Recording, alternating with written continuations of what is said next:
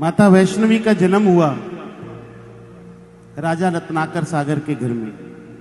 माता समृद्धि के गर्भ से माता वैष्णवी ने जन्म लिया। संसार को चलाने के लिए एक ऐसी शक्ति की जरूरत थी। ये सतयुग की बात है कि आने वाले समय में त्रेता युग भी आएगा, द्वापर भी आएगा, फिर कलयुग भी आएगा। कलयुग का इतना प्रभाव बढ़ जाएगा कि उस कलयुग के प्रभाव को कम करने के लिए एक ऐसी शक्ति की आवश्यकता पड़ेगी जो कलयुग को नियंत्रित कर सके, जो कलयुग को बांध कर रख सके, उसको अपना प्रभाव ना जमाने दे। तो महाकाली, महासरस्वती, महालक्ष्मी ने अपने शक्ति से एक प्रकाश पुंज को उत्पन्न किया और उस प्रकाश पुंज को माता समृद्धि के गर्भ में स्थापित कर दिया। राजा रत्नाकर सागर को स्वप्न में तीनों देवियों ने दर्शन दिए कि तुम्हारे घर में वैष्णवी नाम की कन्या जन्म लेगी, जो हम तीनों का ही स्वरूप है, हम तीनों का ही अंग है। 12 वर्ष तक उसको कुछ याद नहीं होगा, पर जिस दिन वो भगवान विष्णु के दर्शन कर लेंगी उस दिन उनको उनकी सारी शक्तियां याद आ जाएंगी। बोलो सच्चे दरबार की।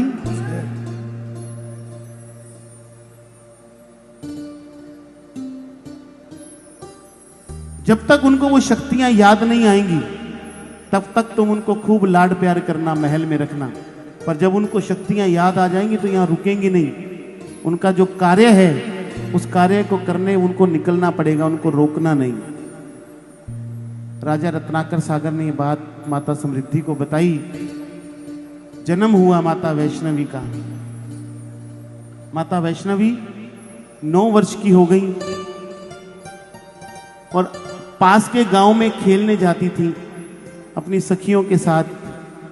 सबसे पहले वहां पर मां की एक सखी बनी, भारती नाम की। क्या नाम था? भारती। गांव में सूखा पड़ा था, खाने के लिए अन्न नहीं था गांव वालों के पास। तो वैष्णवी ने आके राजा को बोला, पिताजी गांव में लोग भूखे हैं और हम लोग इतने पकवान खाकर सोते हैं, हमारी प्रजा इतनी खुश है, अगर आसपास के गांव भूखे रहेंगे तो आपका राजा का उत्तरदायित्व निभेगा नहीं। तो वैष्णवी की बात सुनकर वैष्णवी के साथ पका हुआ भोजन उस गांव में भेजा और माता वैष्णवी ने गांव वालों को बिठाकर वो भोजन का प्रसाद खिलाया। तो तीनों शक्तियों ने मां वैष्णवी को वरदान दिया कि आज के बाद वैष्णवी तुम्हें भंडारों वाली माता कहा जाएगा, तुम्हारे नाम के भंडारे लगेंगे। जयकारा शेरा वाली दा सच्चे दरबार की। तब से मां के जगरातों में, चौकियों में भंडारे होने लगे, इसीलिए होते। अब कलयुग जो त्रेता युग में ही आना चाहता था समय से पहले, अभी तो त्रेता और फिर द्वापर बाकी था, पर कलयुग चाहता था कि मैं पहले ही अपना प्रभाव जमाऊं। तो उसने गांव में पिशाच को भेजा कि जाओ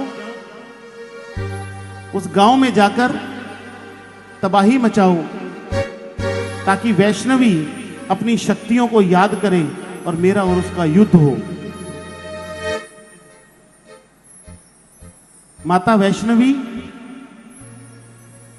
9 वर्ष की हैं, अभी उनको अपनी शक्तियां याद नहीं आई, पर उनको पता चला कि एक पिशाच गांव में आया है और जो रात को सोएगा उसको वो पिशाच उठाकर पाताल लोक में ले जाएगा। दिन में वो किसी का कुछ नहीं बिगाड़ सकता और सिर्फ 9 दिन तक ही वो इस धरती पर रह सकता है। ये वैष्णवी मां को पता लग गया।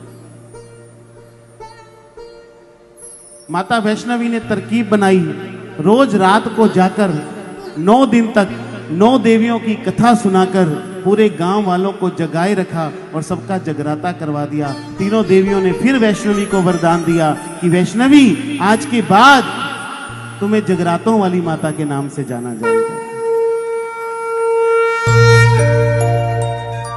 तब से मां वैष्णो के जगराते होने लगे। तब से हो रहे हैं भाई, इसलिए हम माई वैष्णो के जगराते करते हैं। और जो एक कथा मैं आपको सुनाऊंगा, ये सबसे पहले मां वैष्णो ने प्रकट होकर तारा और रुक्मण के सम्मुख सभी भक्तों को सुनाई थी। उसके बाद ये कथा भक्त श्रीधर ने घर घर में जाकर सुनाई थी। उसके बाद महंतों संतों की झोलियों में ये कथा आई और वहां से ये कथाओं का, जगरातों का सिलसिला शुरू हुआ। जयकारा जगरात्यां वाली माई जी दा। बोल सच्चे